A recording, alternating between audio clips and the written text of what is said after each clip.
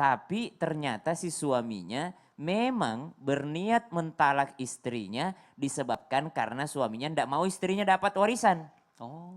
Jadi misalnya nih, udah tahu dia, dokter udah vonis nih, wah kalau sakitnya parah seperti ini mah biasanya prediksi kedokteran Nggak ini lama cuma lagi yang tidak ya. lama lagi, tidak lama lagi tinggal 3 bulan atau berapa gitu ya. Misalnya tidak lama lagi gitu, Berarti nggak ini bisa direncanain ya yang tadi saya direncanain. bilang Ustaz Karena Syam. memang kekuatan jantungnya misalnya, ini biasanya kalau yang jantung yang seperti ini mungkin tidak lama lagi bisa Iya. berdetaknya, udah hampir.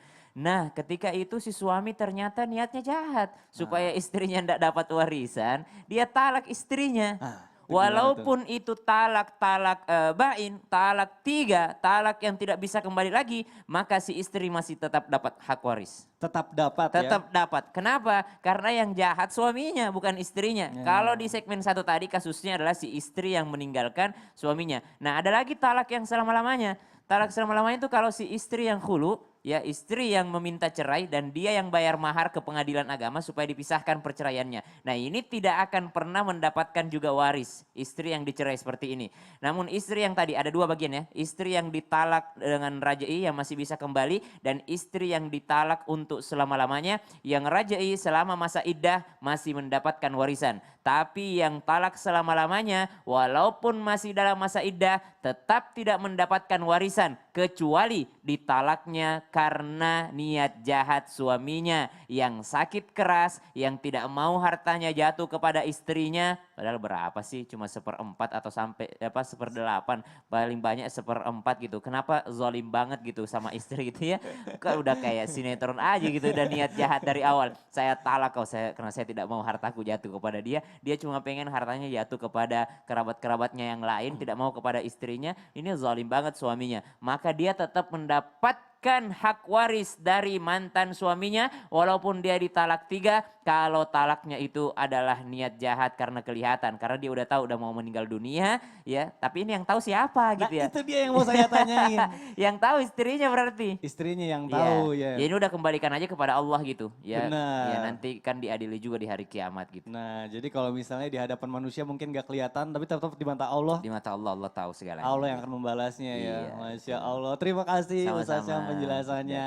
Baik selanjutnya tadi sebelum iklan nih ada pertanyaan saya yang belum dijawab. Nah saya mau nagih jawabannya sama Ustazah Sifa. Ustazah gimana kalau misalnya tadi ada anggota keluarga terus qadarullah menghilang atau meninggal. Nah kita mau bagiin warisannya ke siapa nih? Apakah dibagi rata ke semua keluarga atau gimana? Mohon penjelasannya Ustazah Iya, terima silakan. kasih Ustadz Mikdad, Ustadz Maulana, Ustadz Syam, Ustadz Mikdad, amin lah mudah-mudahan ya. Amin ya robbal alamin, amin amin amin. Ya jamaah Islam itu indah yang ada di rumah, kita kembali kepada pembahasan warisan. Rukun waris itu kan ada 3, ya. Ada al-muwaris, yaitu pewaris.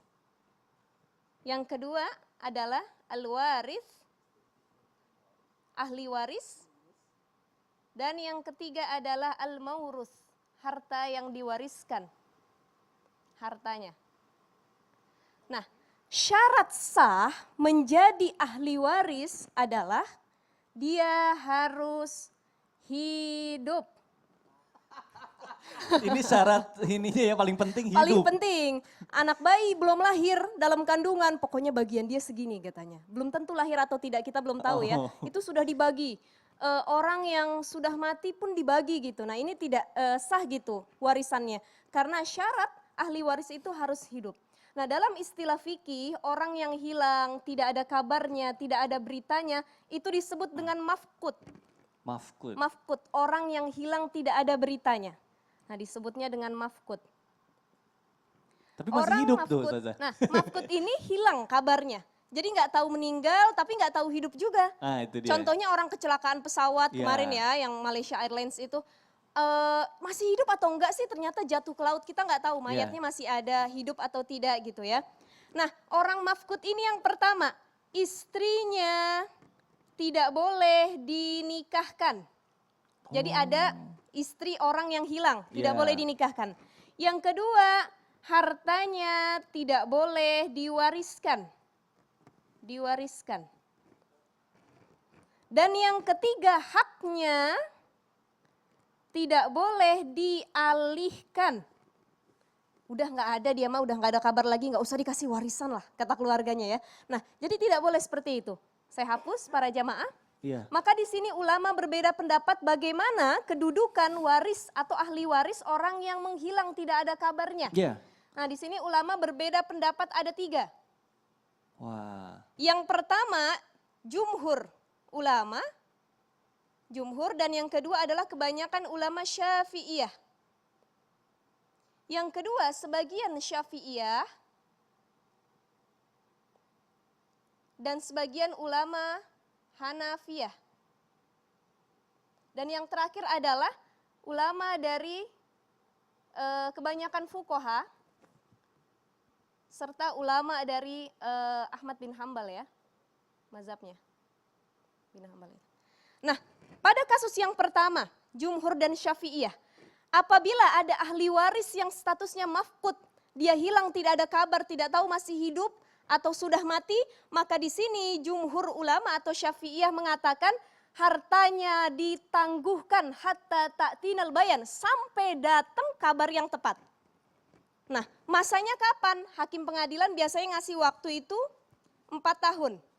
Kalau setelah 4 tahun sudah tidak ada kabar lagi, maka di sini hakim boleh memutuskan istrinya boleh idah atau statusnya bercerai dengan suaminya, hartanya boleh dibagikan kepada yang lain, dan haknya itu boleh diambil juga oleh yang lain gitu ya. Ini masa 4 tahun.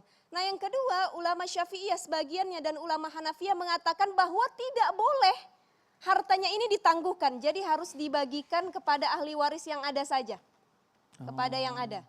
Jadi kalau saudara-saudaranya ada masih hidup, cukup saudaranya saja, dia tidak usah dianggap statusnya. Dan yang ketiga adalah di sini ulama fuqaha atau Ahmad bin Hambal mengatakan bahwa boleh ditangguhkan keseluruhan hartanya sampai menunggu kabarnya datang. Nah, kalau kabar kematiannya datang sebelum pewarisnya itu meninggal, maka dia belum disebut ahli waris. Tapi kalau kabar kematiannya datang setelah ayahnya mewariskan meninggal, maka dia disebut dengan ahli waris. Dan saudara-saudaranya hanya mendapat harta yang meyakinkan saja karena menunggu kepastian dari kabar si saudara yang menghilang ini. Nggak harus nunggu 4 tahun ya, Masya Allah. Wah, jelas sekali kalau dicatat gini, tapi nanti saya mau foto, mau saya catat juga nih di handphone. Terima kasih Ustazah Syifa. Sama-sama Bang Mikdad. Baik, Masya Allah, tadi penjelasan dari Ustazah Syifa boleh dicatat juga nih sama jamaah karena penting banget. Baik jamaah, pasti udah gak sabar nih dari tadi nunggu.